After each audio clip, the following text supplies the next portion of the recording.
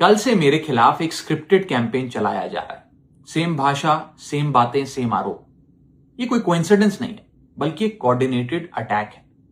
पहले मैंने सोचा कि मुझे इसका जवाब नहीं देना चाहिए, फिर लगा कि कहीं एक झूठ को 100 बार बोला जाए तो कुछ लोग मान ना लें, इसलिए मैंने सोचा कि जवाब दूं। आम आदमी पार्टी ने 3 आरोप लगाते हुए यह कहा कि इन 3 आरोपों की वजह से हम राघव चड्ढा को पार्लियामेंट में बोलने का मौका नहीं देंगे। राघव चड्ढा के पार्लियामेंट में बोलने पर रोक इसलिए लगाई गई क्योंकि उन्होंने ये 3 गलतियां करी। मैं एक एक करके इन तीनों पर आपसे बात करना चाहूंगा। पहला आरोप कि जब ऑपोजिशन पार्लियामेंट से वॉकआउट करता है, सदन से वॉकआउट करता है, तो राघव चड्ढा वहीं बैठे रहते हैं, वो वॉकआउट नहीं करते। यह सरासर झूठ है, सफेद झूठ। मैं चुनौती देता हूं, एक इंस्टेंस, एक दिन ऐसा बताइए जब ऑपोजिशन ने वॉकआउट किया हो और मैंने उनका साथ ना दिया हो, मैं साथ में वॉकआउट नहीं किया हो।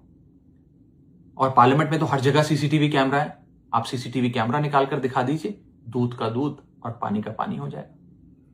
दूसरा आरोप लगाया कि राघव चड्ढा ने चीफ इलेक्शन कमिश्नर के इंपीचमेंट मोशन पर, यानी कि मुख्य चुनाव आयुक्त को हटाने वाली जो याचिका थी, उस पर साइन करने से मना कर दी। दूसरा सफेद झूठ। ना मुझे आम आदमी पार्टी के किसी भी नेता ने इस मोशन पर साइन करने के लिए कहा, ना औपचारिक तौर पर कहा, ना अनौपचारिक तौर पर कहा। और आम आदमी पार्टी के राज्यसभा में कुल 10 सांसद हैं, जिनमें से 6 या 7 सांसदों ने इस मोशन पर खुद ही साइन नहीं किया। तो भला इसमें मेरी क्या गलती? खाली सारा दोष मुझ पर ही क्यों मढ़ा जा रहा है? और इस मोशन के लिए राज्यसभा में कुल 50 सिग्नेचर चाहिए होते हैं, यानी कि 105 विपक्षी सांसदों में से मात्र 50 सिग्नेचर से ये याचिका पूरी हो जाती। तो इतना शोर क्यों? और तीसरा आरोप जो मुझ पर लगाया गया वो ये था कि राघव चड्ढा डर गए हैं और इसलिए वो बेकार मुद्दे उठाते हैं।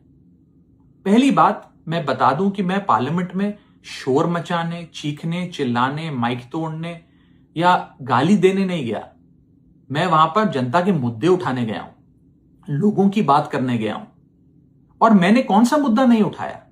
मैंने जीएसटी से लेकर इनकम टैक्स की बात करी, पंजाब के पानी से लेकर दिल्ली की हवा का मुद्दा उठाया, हमारे सरकारी स्कूलों की हालत से लेकर कैसे पब्लिक हेल्थ केयर इंस्टीट्यूशंस को मजबूत किया जाए, इंडियन रेलवेज में जो पैसेंजर्स ट्रैवल करते हैं उनकी समस्याएं रखी, यहां तक कि मेंस्ट्रुअल हेल्थ, एक ऐसा मुद्दा जिसके बारे में लोग बात करने से कतराते हैं, वो बातें तक रखी। बेरोजगारी से लेकर महंगाई तक तमाम मुद्दे उठाए। आप मेरे 4 साल का पार्लियामेंट का ट्रैक रिकॉर्ड उठाकर देख लीजिए।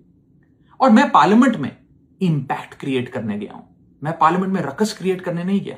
ये टैक्स पेयर के पैसे से जो पार्लियामेंट चलती है, उस टैक्स पेयर के मुद्दे उठाने में पार्लियामेंट में गया हूं।